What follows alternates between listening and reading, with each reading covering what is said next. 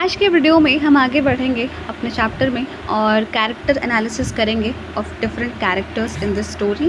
तो शुरुआत करते हैं मर्यादा पुरुषोत्तम से। जी हाँ, आपने सही समझा, शुरुआत कर रहे हैं हम उन्हीं से कि उनके पात्र को इस कहानी के संदर्भ में हम लोग एनालाइज करेंगे, देखेंगे कि क्या क्या खूबियाँ हैं उनके कैरेक्टर में। तो शुरुआत करते हैं कि उत्तर रामचरित में भावभूति ने राम को मर्यादा पुरुषोत्तम और एक दुखी ह्यूमन बीइंग दोनों के रूप में दिखाया है। मतलब एक तरफ वो आइडियल किंग हैं जो राजधर्म निभाने के लिए अपनी पत्नी सीता को वनवास भेजते हैं, और दूसरी तरफ एक ऐसे पति भी हैं जो अंदर ही अंदर गिल्ट और दुख से भरे हैं। तो ये तो हमने इंट्रो ले लिया, अब आगे वन बाय वन देखते हैं कि उनके कैरेक्टर में ये देखा गया है the ideal king in this story, यानी कि राजधर्म का पालन करने वाले।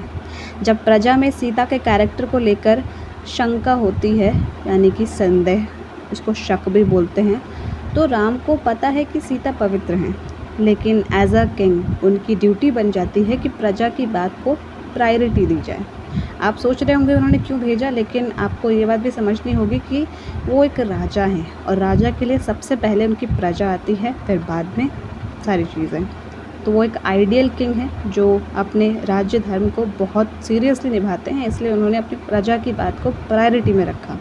हाँ, मानती हूँ कि आप सीता के कैरेक्टर के साथ भी एम्पैथी दे रहे होंगे अपने मन में, अच्छी बात है, लेकिन हमें कहानी के दोनों एस्पेक्ट को देखना है ना, कि वो एक किंग भी हैं और साथ में हस्बैंड भी हैं। तो उनकी अपनी दुविधा है जो कि हम इनके कैरेक्टर एनालिसिस में पढ़ने वाले हैं या सीखने वाले हैं, समझने वाले हैं। तो इतना देख लिया। तो यहाँ पर भावभूति एक टफ क्वेश्चन उठाते हैं कि राजधर्म वर्सेस पर्सनल धर्म। अब यहाँ पर यानी कि राज्य की रिस्पॉन्सिबिलिटी या फिर अपने पर्सनल निजी जीवन की रिस्पॉन्सिबिलिटी, इन दोनों के बीच में कॉन्फ्लिक्ट से जूझ रहे हैं राम सैक्रिफाइस करते हैं अपनी खुशी को ताकि उनका राज्य एक आइडियल स्टेट बन सके। फिर दूसरे एस्पेक्ट को भी देखते हैं, द हेल्पलेस हस्बैंड, एक असहाय पति, कि बाहर से वो किंग हैं लेकिन अंदर से उनकी फीलिंग्स एक आम आदमी जैसी है। ये हमने इस कहानी में देखा कि सीता को वनवास भेजना उनके लिए सबसे बड़ा पर्सनल ट्रेजेडी है। यहाँ पर ट्रेजेडी मतलब सबसे बड़ा दुख का कारण, कि उनको भेजने के बाद वो बहुत दुखी रहते थे। भावभूति यहाँ राम के इनर कॉन्फ्लिक्ट को हाईलाइट करते हैं, ड्यूटी और प्रेम के बीच की लड़ाई।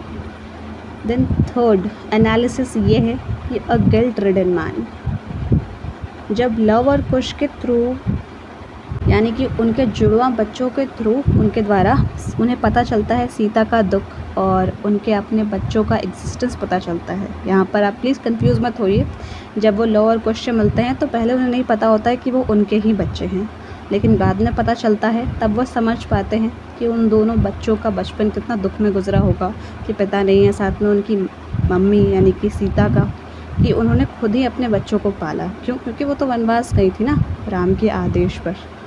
तो ये सब इमेजिन करके राम का गिल्ट और भी डीप हो जाता है। वो अपने आप से लड़ते हैं, एक तरफ प्रजा की डिमांड है, दूसरी तरफ उनका अपना परिवार। ये गिल्ट उन्हें और भी ह्यूमन बनाता है।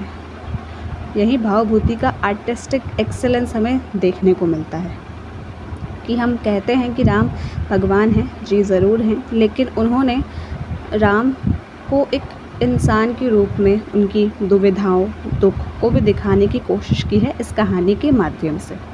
फिर सिंबल ऑफ धर्म, मतलब कि फाइनली राम एक सिंबल बन जाते हैं धर्म का, जो कहता है कि personal sacrifice is sometimes necessary for greater good. यहाँ पर धर्म को रिस्पॉन्सिबिलिटी से आप कनेक्ट करके देख सकते हैं कि उन्होंने अपने राज्य की जिम्मेदारी के लिए, राज्य की जिम्मेदारी सिर्फ प्रॉब्लम सॉल्व करके नहीं होती प्रजा की।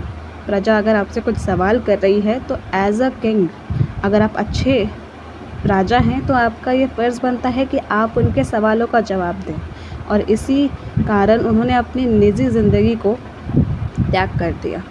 तो यहीं पर ये बात है कि कुछ बड़ा करने के लिए कई बार आपको त्याग करना ज़रूरी होता है, कि वो एक आदर्श राजा बने, लेकिन उसके लिए उन्होंने क्या त्याग दिया, अपनी निजी ज़िंदगी। तो बहुत बड़ा त्याग दिया, तब जाकर उन्हें कहा जाता है कि वो एक आइडियल किंग थे अपने समय में। ये हमने यहाँ पर कैरेक्टर एनालिसिस कर लिया है। आई होप आपको समझ में आ गया होगा कि अगर सिंपल वर्ड्स में समझें तो उत्तर रामचरित्र का राम एक ट्रैजिक हीरो है, दुखी, जो एक ऐसा किंग है जिसने अपने राज्य के लिए सब कुछ कुर्बान कर दिया, लेकिन अपनी पर्सनल लाइफ में एक ऐसा इंसान है जिसका दिल टूटता है। कहीं ना कहीं वो भी बहुत दुखी हैं कि उनकी पत्नी और उनके बच्चे उनके साथ जीवन भर नहीं रह पाए। और आज का ये वीडियो बस इतना ही, और नेक्स्ट वीडियो में हम सीता का कैरेक्टर एनालिसिस करेंगे इस कहानी के संदर्भ में। तो मिलते हैं नेक्स्ट वीडियो में। Thank you so much for listening.